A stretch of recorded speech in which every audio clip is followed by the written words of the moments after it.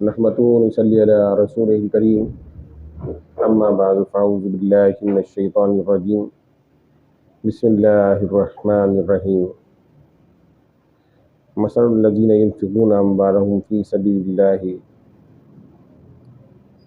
كمثل حبة سبع سنابل في كل سنبلة 100 حبة والله يضاعف لمن يشاء والله واسع عليم صدق اللہ العلی العظیم۔ حضور کی بارگاہ میں حضرت پاک کا نذرانہ پیش کیجیے۔ اللہم صلی علی سیدنا و مولانا محمد وعلی آل سیدنا و مولانا محمد وبارک وسلم وصلوا علیہ الصلاۃ والسلام علیک یا سیدی یا حبیب اللہ۔ تیسرے پارے کا تیسرا رکوع جو آیت کریم آپ کے سامنے میں نے پیش کی، اس کا لفظی ترجمہ کہ ان کی کہاوت جو اپنے مال اللہ کی راہ میں خرچ کرتے ہیں اس دانے کی طرح ہیں جس میں اگائے 7 بالیں، ہر بال میں 100 دانے، اور اللہ اس سے بھی زیادہ بڑھائے جس کے لیے چاہے، اور اللہ وسعت والا علم والا ہے۔ جو آیت کریمہ تلاوت کی، اس میں اللہ تبارک و تعالی اپنے بندوں کو اللہ کی راہ میں خرچ کرنے کا حکم دے رہا ہے، اور فرماتا ہے کہ اس کی مثال ایسی ہے کہ جیسے 7 بالیں اگائیں اور اس میں 100 دانے، جیسے گندم کا ایک بیج ہم بوتے ہیں اور اس میں سے پھر 100 دانے نکلتے ہیں، تو اللہ تبارک و تعالیٰ کی راہ میں جب بندہ خرچ کرتا ہے تو رب العالمین اسی طرح اس کو عطا فرماتا ہے۔ پھر فرمایا کہ اللہ چاہے تو اس سے بھی زیادہ عطا فرمائے۔ اس کی بارگاہ میں، اس کی رحمت میں، اس کے کرم میں کوئی کمی نہیں، وہ جس کو چاہے جتنا چاہے عطا فرما دے۔ سرکار دو عالم صلی اللہ علیہ وسلم نے فرمایا، بخاری شریف کی حدیث مبارکہ، میرے آقا فرماتے ہیں خرچ کرو، شمار نہ کرو، ورنہ اللہ بھی تمہیں شمار کر کر دے گا۔ پھر فرمایا کہ بند نہ کرو، ورنہ اللہ بھی تجھ پر بند کر دے گا جو تیری طاقت نہیں ہے۔ یعنی ہم جو کچھ خرچ کرتے ہیں وہ ہماری طاقت نہیں ہے، بلکہ یہ اللہ رب العزت کی عطا ہے۔ رب العالمین اپنی عطا سے جس کو چاہے جو عطا فرمائے۔ ایک بزرگ کی خدمت میں محفل ہو رہی تھی، ان کے سامنے ایک کھجور کا تھال پیش کیا گیا، اور جب پیش کیا گیا تو آپ نے فرمایا کہ کون سی تقسیم کروں، اللہ کی یا رسول کی؟ تو میزبان نے کہا حضور اللہ کی تقسیم کریے۔ انہوں نے وہ تقسیم کرنا شروع کری، کسی کو ایک مٹھی دی، کسی کو اس سے کچھ زیادہ دیا، اسی طرح وہ تقسیم کرتے رہے، اور آخر میں جا کے ایک صاحب کو پورا تھال دے دیا۔ باقی لوگ بیٹھے رہ گئے۔ جب میزبان نے پوچھا کہ حضور یہ تقسیم کیسی، سب کو نہیں ملا؟ فرمایا اللہ کی تقسیم تو ایسے ہی ہے، کسی کو زیادہ دیا، کسی کو کم دیا، کسی کے پاس کچھ نہیں، وہ تو بے نیاز ذات ہے۔ یہ رب العالمین کے اختیار میں ہے، وہ جس کو چاہے جتنا چاہے عطا فرما دے۔ رب العالمین کے خزانہ کرم میں کوئی کمی نہیں، وہ جتنا چاہے عطا فرما دے۔ فرمایا تم پھر اس کی راہ میں خرچ کرو، اور جب اس کی راہ میں تم خرچ کرو گے اللہ رب العزت اس کے اجر کے طور پر تمہیں اس سے کئی گنا زیادہ عطا فرمائے گا۔ شرط کیا ہے کہ اللہ کی راہ میں جب خرچ کرے تو خلوص نیت کے ساتھ۔ حدیث مبارکہ ترمذی شریف کی حدیث، سرکار دو عالم صلی اللہ علیہ وسلم نے فرمایا کہ جب اللہ تبارک و تعالی نے زمین کو پیدا فرمایا تو زمین ہلنے لگی۔ اللہ تبارک و تعالی نے اس پر پہاڑوں کو میخوں کے طور پر رکھ دیا کہ زمین کی جنبش ختم ہو گئی، زمین رک گئی۔ فرشتے حیران ہوئے، عرض کے اللہ کی بارگاہ میں الہ العالمین تیرے بارگاہ میں پہاڑ سے زیادہ، تیری مخلوق میں پہاڑ سے زیادہ بھی کوئی بھاری چیز ہے، سخت چیز ہے؟ اللہ رب العزت فرماتا ہے ہاں لوہا ہے، لوہا پہاڑ کو بھی کاٹ دیتا ہے۔ پھر فرشتے عرض کرتے ہیں الہ العالمین کیا لوہے سے بھی کوئی عظیم چیز تیری مخلوق میں موجود ہے؟ رب العالمین فرماتا ہے ہاں آگ ہے، آگ لوہے کو بھی پگھلا دیتی ہے۔ کہا اس سے بھی کوئی عظیم چیز تیری مخلوق میں ہے؟ فرمایا ہاں پانی ہے جو آگ کو بھی بجھا دیتا ہے۔ کہا پھر پانی سے بھی زیادہ کوئی عظیم چیز؟ فرمایا ہاں ہوا ہے جو پانی کے رخ کو بھی بدل دیتی ہے۔ پھر عرض کی فرشتوں نے الہ العالمین تعجب کے ساتھ کہ اس سے بھی زیادہ کوئی عظیم چیز ہے؟ فرمایا ہاں، وہ صدقہ جو میرا بندہ میری راہ میں دیتا ہے دائیں ہاتھ سے اور بائیں ہاتھ کو پتہ نہیں چلتا، وہ اللہ کی نظر میں اتنا عظیم جو ہے وہ ہے صدقہ کہ جو خلوص نیت کے ساتھ اللہ کی بارگاہ میں دیا جائے، لیکن دائیں ہاتھ سے دیں تو بائیں ہاتھ کو پتہ بھی نہ چلے کہ اس نے کسی کو کچھ دیا ہے، اور اس کا اجر بھی پھر اللہ تعالیٰ عظیم عطا فرماتا ہے۔ ایک واقعہ میں نے پڑھا، پہلے بھی میں عرض کر چکا ہوں کہ دو اشخاص ایک جگہ رہتے تھے، دونوں کا مکان بالکل برابر برابر تھا، ایک بہت زیادہ سخی تھا اور ایک بہت بخیل۔ بخیل اس کو کہتے ہیں جو کنجوس ہوتا ہے، جو کسی کو کچھ نہیں دیتا۔ تو جو سخی تھا جب اس کے گھر پر کوئی جاتا تو وہ اس کو خالی نہ لوٹاتا، جو مانگتا اس کو دے دیتا، اور بخیل جو تھا اس کا عالم یہ تھا کہ اس کے گھر پر کوئی جاتا تو اس کو دھتکار دیتا، گالیاں بھی دیتا، بھگا دیتا گھر سے۔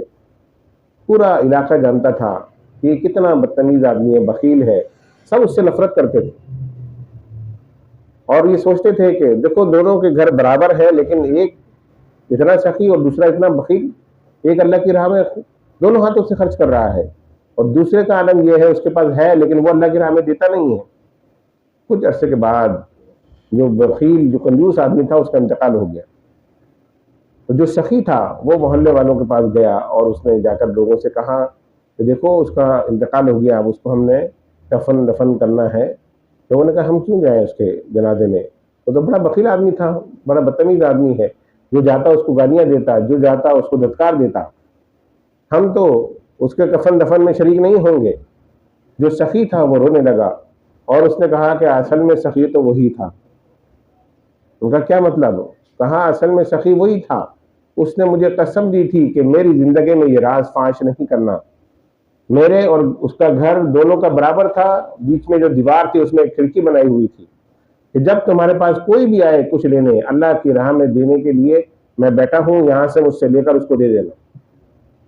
جو اس کے پاس جاتا اس کو نہ دیتا، لیکن اپنا پڑوسی کو رازداں بنایا کہ میں جو کچھ کرنا چاہتا ہوں اللہ کی خوشنودی کے لیے، میں خرچ کرنا چاہتا ہوں تو اللہ کی خوشنودی کے لیے، میں دینا چاہتا ہوں تو رب العالمین کی رضا کے لیے، دنیا کو خوش کرنے کے لیے نہیں۔ تو جب کوئی آئے تو آ کر میری کھڑکی پر دستک دینا، جو مانگو گے میں تمہیں دوں گا اور جا کر اس سائل کو دے دینا، لیکن یہ راز میری زندگی میں فاش نہیں کرنا۔ آج میں بتا رہا ہوں کہ اب میرے گھر پر کوئی کچھ لینے نہ آئے، اصل سخی تو وہ تھا جو دنیا سے چلا گیا۔ اندازہ لگائیے کہ اللہ کی راہ میں دینے کا جذبہ کیسا تھا کہ دنیا کی نفرت مول لے لی۔ لوگوں کی نظر میں تو بندہ صحیح نہیں تھا، لیکن اللہ کی نظر میں وہ کتنا سخی تھا۔ تو دنیا کی نظر میں سخی نہ بنے بلکہ اللہ کی نظر میں سخی بنیے۔ حدیث مبارکہ سرکار دو عالم صلی اللہ علیہ وسلم نے فرمایا ایک درہم 1,00,000 درہم سے افضل ہے۔ عرض کیا گیا کہ کون سا درہم اور کیوں افضل ہے؟ سرکار دو عالم صلی اللہ علیہ وسلم نے فرمایا ایک شخص کے پاس مال کثیر ہے، اس نے اس میں سے 1,00,000 صدقہ کر دیا اور ابھی اس کے پاس لاکھوں موجود ہیں، اور ایک دوسرا شخص ہے جس کے پاس صرف 2 درہم ہیں اور اس نے 1 درہم اللہ کی راہ میں صدقہ کر دیا اور اس کے پاس ایک ہی باقی رہ گیا، تو وہ 1 درہم 1,00,000 درہم سے بھی زیادہ افضل، یعنی اس کے پاس نہیں تھا پھر بھی اس نے جو کچھ تھا اللہ کی راہ میں دے دیا۔ تو ایسا صدقہ کہ جو صرف اللہ کی خوشنودی کے لیے دیا جائے، اصل صدقہ وہی ہے۔ حضرت عبداللہ بن مبارک بڑے مشہور و معروف بزرگ گزرے ہیں، فرماتے ہیں کہ ایک مرتبہ میں نے حج کا ارادہ کیا اور حج پر چلا گیا۔ میں نے حج کیا اور اس کے بعد میں حرم شریف میں بیٹھا ہوا تھا کہ میری آنکھ لگ گئی اور میں نے خواب میں دیکھا کہ 2 فرشتے آئے اور آپس میں گفتگو کرنے لگے۔ ایک نے کہا کہ بتاؤ اس سال کتنے لوگوں نے حج کیا ہے؟ تو دوسرے نے کہا 6,00,000 افراد نے حج کیا ہے۔ ان کا 6,00,000 اور کتنوں کا قبول ہوا؟ کہا کسی کا بھی نہیں۔ حضرت عبداللہ بن مبارک فرماتے ہیں میں خواب دیکھ رہا ہوں اور میں پریشان ہو گیا کیونکہ میں بھی اس میں شامل تھا جن لوگوں نے حج کیا تھا۔ میں ان کی گفتگو غور سے سن رہا ہوں، لیکن دوسرے نے کہا کہ اللہ تبارک و تعالی نے ایسے شخص کے صدقے میں ان 6,00,000 کا بھی حج قبول کر لیا کہ جس نے حج بھی نہیں کیا، لیکن اس کو مقبول حج کا ثواب عطا کیا گیا۔ دوسرے فرشتے نے کہا وہ شخص کون ہے؟ کہا علی بن موافق، یہ وہ شخص ہے جس کے بدلے اللہ تبارک و تعالیٰ نے حاجیوں کے حج کو قبول فرما لیا، اور اس شخص کو اللہ تعالیٰ نے مقبول حج کا ثواب دیا حالانکہ یہ حج پر موجود نہیں تھا۔ حضرت عبداللہ بن مبارک فرماتے ہیں کہ مجھے جستجو ہوئی، جب میں ان کی آنکھ کھل گئی تو جستجو ہوئی کہ اس شخص سے ملا جائے، نام بھی پتہ چل گیا اور یہ بھی پتہ چل گیا کہ وہ رہتا کہاں ہے، دمشق میں۔ آپ نے دمشق کا سفر کیا اور پوچھتے علی بن موافق کے گھر پہنچ گئے۔ دیکھا تو اس میں کوئی خاص بات ان کو نظر نہیں آئی۔ آپ نے اپنا پورا خواب اس کو سنایا اور کہا علی یہ بتاؤ کہ تم کون سا نیک عمل کرتے ہو کہ جس کی وجہ سے اللہ تعالیٰ نے 6 لاکھ افراد کا حج قبول کر لیا اور تمہیں بھی مقبول حج کا ثواب دیا حالانکہ تم حج پر موجود نہیں تھے۔ جب علی بن موافق نے یہ سنا تو چیخ ماری اور گر کر بے ہوش ہو گئے۔ حضرت عبداللہ بن مبارک فرماتے ہیں کہ جب وہ ہوش میں آئے تو انہوں نے مجھے پورا واقعہ سنایا۔ کہا مجھ میں تو کوئی خاص بات نہیں، میں تو لوگوں کی جوتیاں سیتا ہوں، اس سے روزی کماتا ہوں۔ عرصہ ہو گیا 10 سال سے میں روزی کماتا اور اس میں سے کچھ بچا کر میں حج کی نیت سے رکھ لیا کرتا۔ اب جا کر 30 سال کے عرصے کے بعد فرماتے ہیں کہ 300 درہم میرے پاس جمع ہوئے اور اس سال مجھے حج کرنا تھا۔ جس صبح مجھے حج پر روانہ ہونا تھا، رات کو میری بیوی نے خواہش ظاہر کی کہ مجھے گوشت کھانا ہے۔ میری بیوی حاملہ تھی، میں نے اس کی اس خواہش کو پورا کرنے کے لیے کہ کل تو میں صبح حج پر چلے جاؤں گا، تو میں اپنے پڑوسی کے پاس چلا گیا۔ پڑوسی کے گھر سے گوشت پکنے کی خوشبو آ رہی تھی۔ میں نے کہا رات کے وقت گوشت کہاں سے ملے گا، چلو میں پڑوسی سے کھانا مانگ لیتا ہوں، بعد میں اس کو اس کی اجرت دے دوں گا۔ فرماتے ہیں میں نے اس کے گھر پر دستک دی، وہ باہر نکلا اور میں نے اس سے کہا کہ مجھے کچھ گوشت پکا ہوا چاہیے، میری بیوی نے خواہش کی ہے۔ تو وہ رونے لگا۔ اس نے کہا علی بن موافق، میرے گھر کے اندر تو فاقے ہو رہے تھے، میرے بچے بھوک سے تنگ آ چکے تھے، عجیب کیفیت تھی۔ میں دل پر پتھر رکھ کر گھر سے نکلا، اس مقام پر گیا جہاں پر لوگ مرے ہوئے جانور ڈالا کرتے تھے۔ وہاں جا کر میں نے دیکھا تو ایک گدھا مرا پڑا تھا، میں نے اس کا کچھ گوشت کاٹ کر لا کر پکانے کے لیے رکھ دیا۔ اے علی، میرے پاس تو کچھ بھی نہیں ہے، وہ گوشت میرے لیے تو جائز ہے، تمہارے لیے ناجائز ہے، میں تمہیں وہ گوشت نہیں دے سکتا۔ حضرت عبداللہ بن مبارک فرماتے ہیں علی بن موافق کے آنکھوں میں آنسو تھے۔ اس نے کہا کہ میں نے جب یہ دیکھا میرے پڑوسی کی یہ حالت اور مجھے پتہ بھی نہیں ہے، وہ 300 درہم لا کر میں نے اس کو دے دی اور اس کو دے کر کہا کہ یہ رکھو اور اپنا خرچہ پورا کرو، بچوں کو مردہ نہیں، مردار کا گوشت نہیں بلکہ اصلی صاف گوشت کھلاؤ۔ یہ کہہ کر میں اس کو وہ 300 درہم جو 30 سال کی مشقت کے بعد میں نے حج کے لیے جمع کیے تھے، صرف میرا یہ ایک عمل ہے، شاید یہی عمل اللہ کی بارگاہ میں مقبول ہو گیا، میں نے وہ 300 درہم اس کو دے دی۔ حضرت عبداللہ بن مبارک فرماتے ہیں یہی وہ عمل تھا کہ وہ حج پر تو نہ گیا لیکن اپنے ایک مسلمان بھائی کی مدد اللہ کی خوشنودی کے لیے کی۔ رب العالمین نے اس کے نہ جانے کے باوجود ان 6 لاکھ افراد کا حج اس کے صدقے میں قبول کیا اور اس کو بھی مقبول حج کا ثواب عطا فرما دیا۔ یہ ہے صدقہ جاریہ اور اللہ کی راہ میں دینے کا نتیجہ۔ ان واقعات سے ہمیں کیا پتہ چلتا ہے؟ پتہ یہ چلتا ہے کہ ہم اللہ رب العزت کی راہ میں خرچ کریں، ہم غرباء کی مدد کریں، اہل لوگ جو بیچارے اس کے مستحق ہیں ان کو ڈھونڈ کر ان کی مدد کریں اور ان کے ساتھ ہم اپنی نیکیوں میں اضافہ کریں۔ ہمیں خرچ کیا کرنا ہے؟ وہی کچھ جو اللہ نے ہمیں عطا فرمایا ہے۔ ہمارا تو کچھ نہیں ہے، یہ دولت بھی اللہ کی دی ہوئی ہے، عزت بھی اللہ کی دی ہوئی ہے، جو کچھ ہم پہن رہے ہیں یہ کپڑے بھی اسی کی عطا ہے۔ ہمارے اندر کوئی طاقت نہیں کہ ہم یہ کچھ حاصل کر سکیں۔